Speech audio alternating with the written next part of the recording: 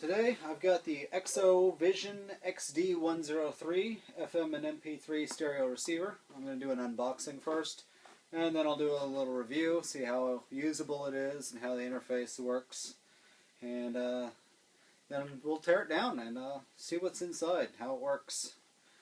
So this is like 25 bucks online. It's insanely cheap for a car stereo. Granted, they've cut every corner they possibly could. It doesn't do AM, which is fine. AM's obsolete. It doesn't do CDs. CDs are obsolete too. It's got a USB port, an SD card slot, and an aux-in headphone jack, so you can just hook it up to a phone. So we'll give this a shot and see how it works out. So open it up. See a nice stereo inside.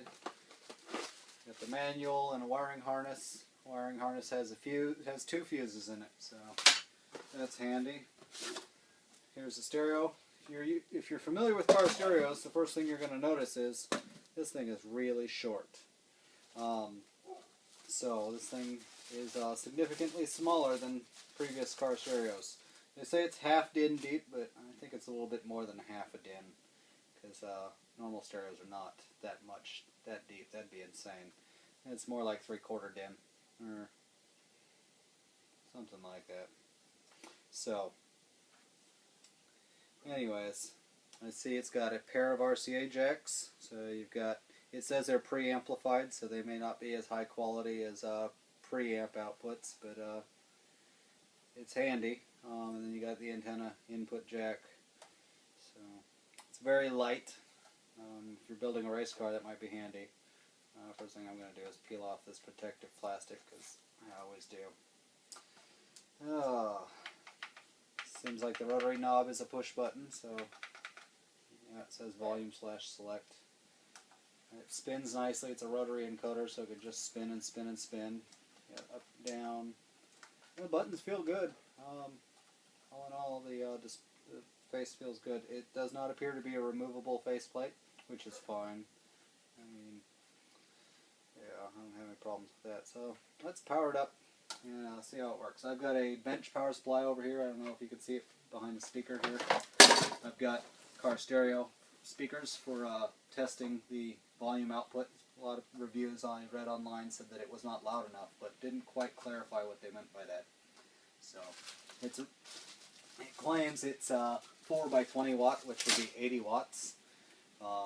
We'll see about that. This power supply can certainly keep up with that, so we'll see.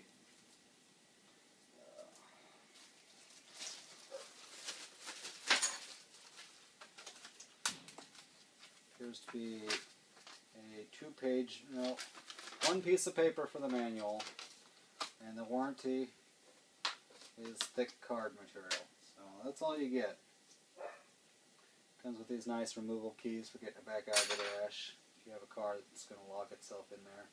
We're a lot closer now. I'm going to go ahead and power up the stereo. That should be on. So, no standby lights. That's kind of odd. Power. Okay, now it lights up. So when it's off, it's power button. Nope, that's a mute button. Power/mute. Okay, so you do have to hold the power button to power it down, and it goes completely black when it's powered off. So it won't just be displaying the time when it's off. Okay. From this angle, it's really washed out. Here, let's see if I can get this on film. The display is good at one angle, but if you've got the radio mounted below you in the dash, it's going to suck. If it's head on or below, it's good. Okay, so volume knob works nicely. Press it, bass, treble, balance, fade, loud. Got loud on and off. Okay. EQ, FLA, pop. Oh, FLA would be bass. Flat, rock, classical, pop, flat. Okay. DX, that's distant and local radio stations. Not really an issue around here. Oh man, that menu goes away quick, which is kind of nice. Stereo, of course you want stereo, and then we're back to volume. Got the speakers hooked up now. We'll go ahead and crank this thing up, see how loud it is. One of the common complaints about this stereo in reviews was that it's not loud enough. So I've got cheap speakers here hooked to a cheap stereo. Let's hear how it sounds. Now rocking with will.i.am in Britney. Oh yeah. Oh yeah. Oh yeah. It goes on and on and on and on when me and you party together. Okay, so it's certainly loud, and I don't know what they're saying about it not being loud enough, but seems to rest at 0.131 amps, so 131 milliamps. It went up to about 8. I saw 899, but it was normally around 800 milliamps. So at 14.6 volts, 800 milliamps, that's maybe 7.5 watts per channel rather than the 20 it claims. Even if it were to hit a whole amp at 14.6 volts, that's not even 15 watts, and that's incoming. That's not what's going out to the speakers, because there's going to be some losses, unless it's like Class D, and even then, there's still some losses. So it probably is Class D, but it's certainly loud enough.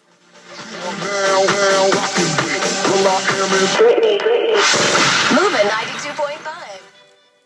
Certainly loud, so no complaints with the volume level. I'm going to have an amp hooked to it, so it doesn't really matter to me. Next up, USB and SD. We'll hook those up, see how it plays. Now we're ready to do some testing of the MP3 playback. Pretty much the primary thing you're going to be doing with this stereo. I've got a 4 gig Class 4 SDHC card, so we'll try that. And I've got a 8 gig modern USB thumb drive. We'll start with the USB. It's got this plastic cap. Cap is tethered, so it's not going to fall away. Let's plug this puppy in here and see what it does. It automatically recognized it. USB lights on the screen.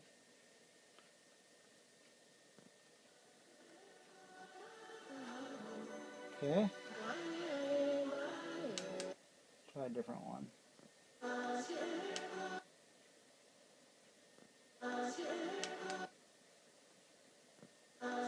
It's playing the same song over and over. That's not good. How do I go up a folder? Nope, that's bass and treble. So far I'm not liking this aux. Okay, well that's radio. USB. We're back on USB. It's only playing one song. This is kind of a showstopper.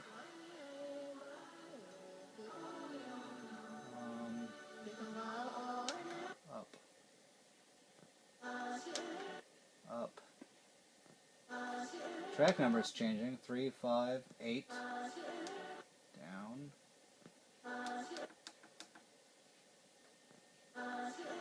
Oh, that's quite annoying. I'll go ahead and yank that out. That's a fail. I can't change songs. There's lots of songs on that that stick. Let's try this card.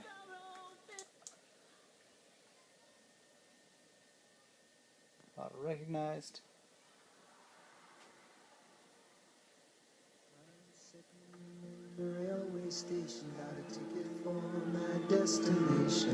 Okay, can I change songs?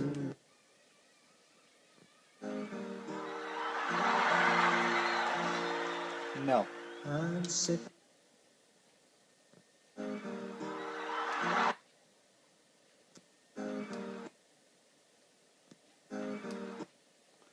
Fail! I will go and try and put all the songs in the root directory, because I've got them in individual folders right now, and see how that does. Well, the first round was a fail, unless I'm missing something in the interface. But I don't think so. Track skip, yep. Memory, intro, repeat, random, +10, -10. Yeah, it's got no folder searching, so it does not support folders. That's an epic fail. Okay, well, here we go. I only did it to the MP3. Let's see how it does now.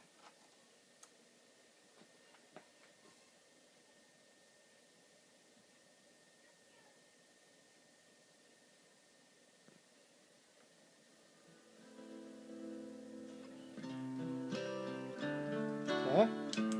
Next. Okay.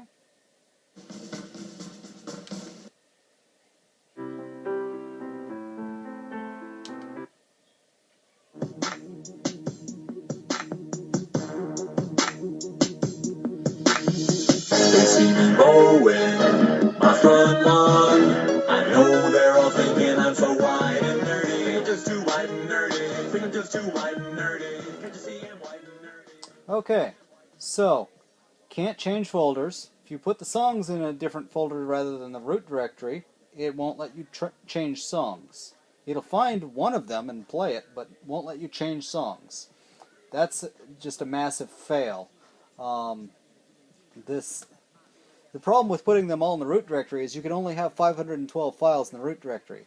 512 files, that's kind of defeats the point of having MP3s on more than like a 4 gig device. You're gonna run out of file names long before you run out of space. Not to mention there's no way to arrange them in a nice way. You can't put each artist and album in its own directory because you can't change directories. This massive fail. Not real thrilled with that. So it works, but man, it's barely worth the $25. Well, yeah. So let's go ahead and take it apart and see what we find on the inside.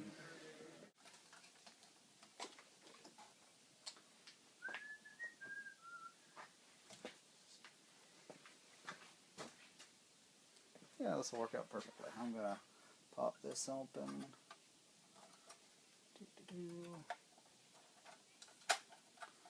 I'm really not thrilled with this stereo, but it'll get me by until I can buy something better. Certainly am not recommending this to anybody. Now I'm just taking it apart in the name of science.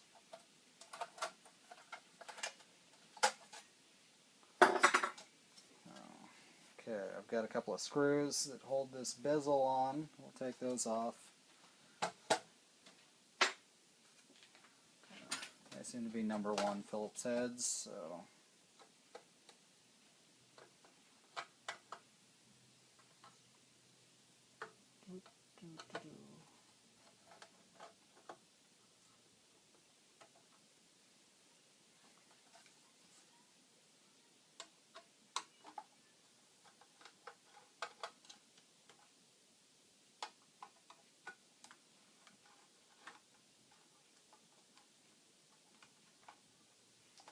Okay, now most of the radio comes out with that.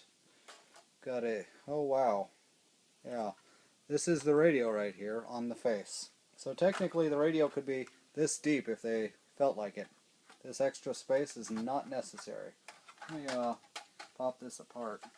Get some glue holding the antenna wire and a flat flex ribbon cable. Wow. Okay, so let's see if I can get this.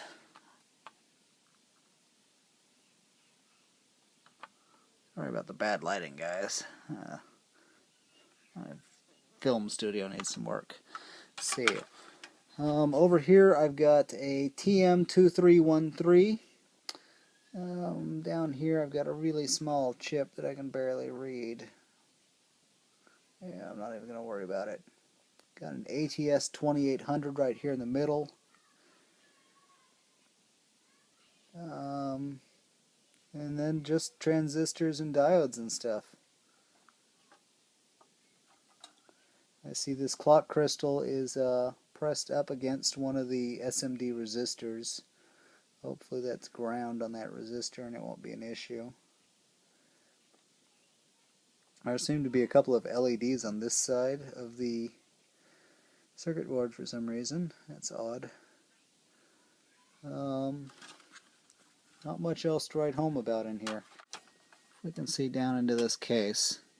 There we go. All the way back there is you see the big chip bolted to the back? Let me see if I can point to it. This chip right here. Yeah, bad lighting, I know. Sorry. That chip is the amplifier chip. It is a YD7377. For whatever that's worth, I will try Googling that and see what it comes up with. And that's about it. Everything else is just so the entire stereo, all of the logic, all of the decoding, the tuner, everything is built into the faceplate. So that's kind of incredible to me. I guess this is the tuner on this board sticking up right here. It's got a can on it, so it doesn't get interference.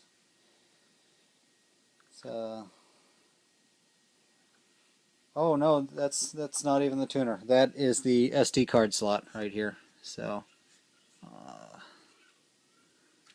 right there on the end of the circuit board, that's the SD card slot. So not even. So here we've got the amplifier. It says YD7377, so it's probably a generic version of the original ST chip. This is the data sheet for it. We're running it in 4-channel mode, 4-ohm car speakers, so it says 4x6 at 14.4 volts. 10% total harmonic distortion. So the distortion's fine, but 6 watts, I totally called that. I said 5 to 7.5, so yeah, things are not 100% efficient, so there you go.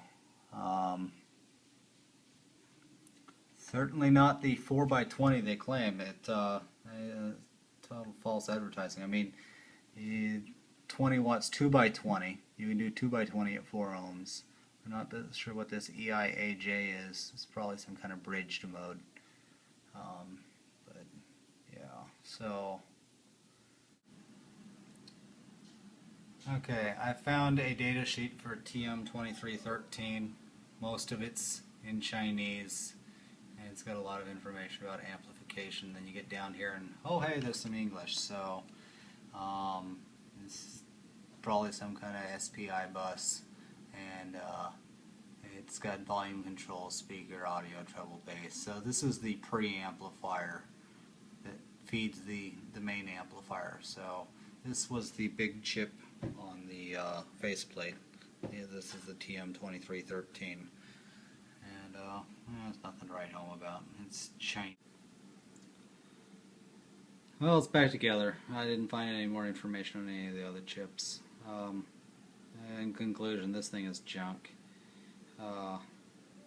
25 bucks. It's nice that you can put something in the car that'll make some music for 25 bucks. Picks up FM and it plays MP3s, but it's only going to play 512 MP3s per device that you stick in there. That's kind of annoying. The auxiliary slot will get around that problem by plugging in a phone. It's not exactly an elegant solution. It's kind of a hack. I hate doing that. But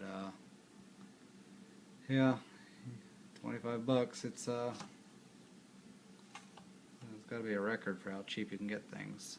But I won't recommend it. That's the end of my review.